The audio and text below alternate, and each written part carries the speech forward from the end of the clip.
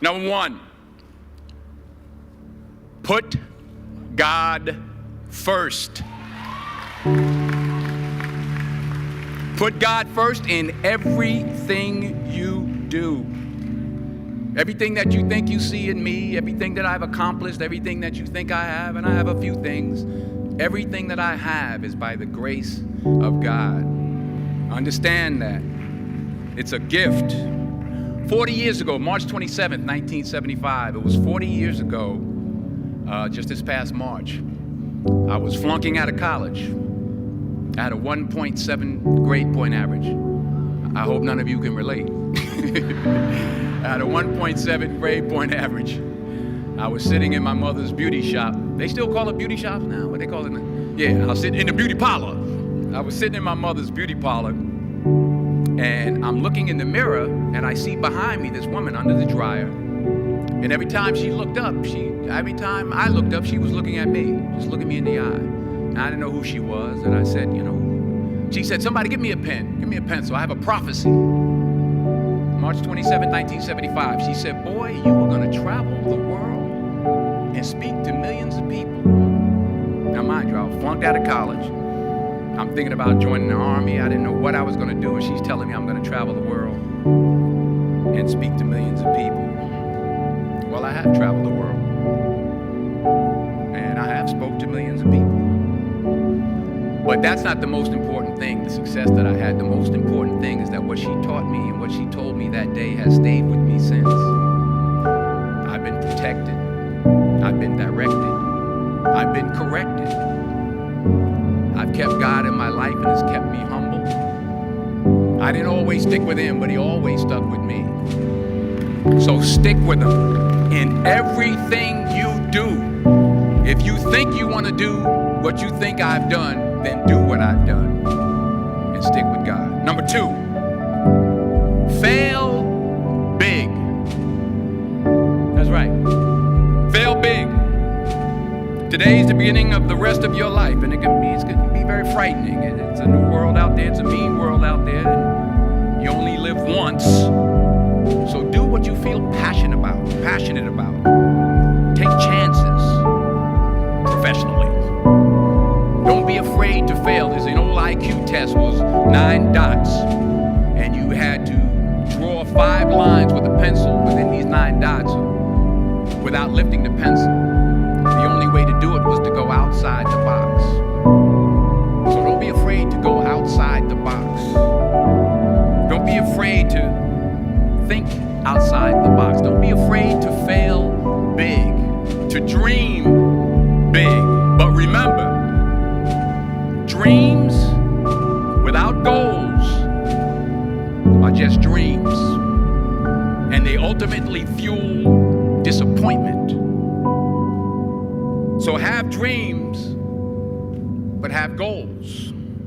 Life goals, yearly goals, monthly goals, daily goals. I try to give myself a goal every day. Sometimes it's just to not curse somebody out.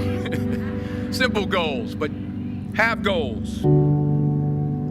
And understand that to achieve these goals, you must apply discipline and consistency. In order to achieve your goals, you must apply discipline, which you've already done, and consistency every day, not just on Tuesday and miss a few days. You have to work at it every day. You have to plan every day. You've heard the saying, we don't plan to fail, we fail to plan. Hard work works. Working really hard is what successful people do. And in this text, tweet, twerk world that you've grown up in, remember, just because you're doing a lot more doesn't mean you're getting a lot more done.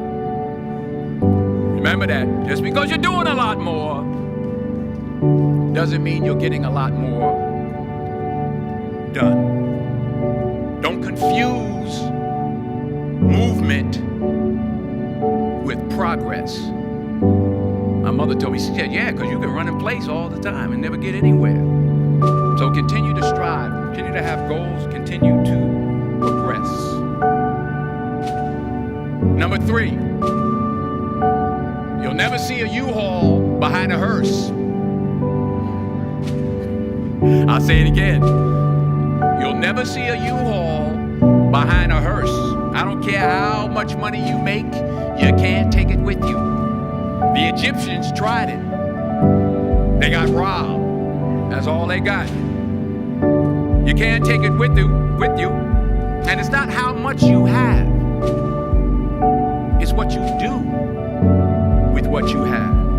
We all have different talents. Some of you will be doctors, some lawyers, some scientists, some educators, some nurses, some teachers. Yeah, okay.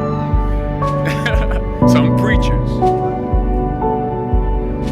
The most selfish thing you can do in this world is help someone else. Why is it selfish? Because the gratification, the goodness that comes to you, the good feeling that I get from helping others, nothing's better than that. Well, 1 or 2 things, but nothing's better than that. Not jewelry, not big house I have, not the cars, but it's the joy. That's where the joy is, in helping others. That's where the success is, in helping others. Finally, I pray that you put your slippers way under the bed tonight, so that when you wake up in the morning, you have to get on your knees to reach them. And while you're down there, say thank you for grace. Thank you for mercy. Thank you for understanding. Thank you for wisdom. Thank you for parents.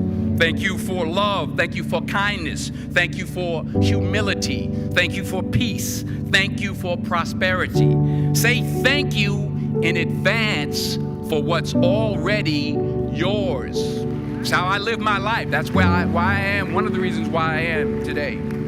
Say thank you in advance for what is already yours. True desire in the heart for anything good is God's proof to you, sent beforehand to indicate that it's yours already. I'll say it again.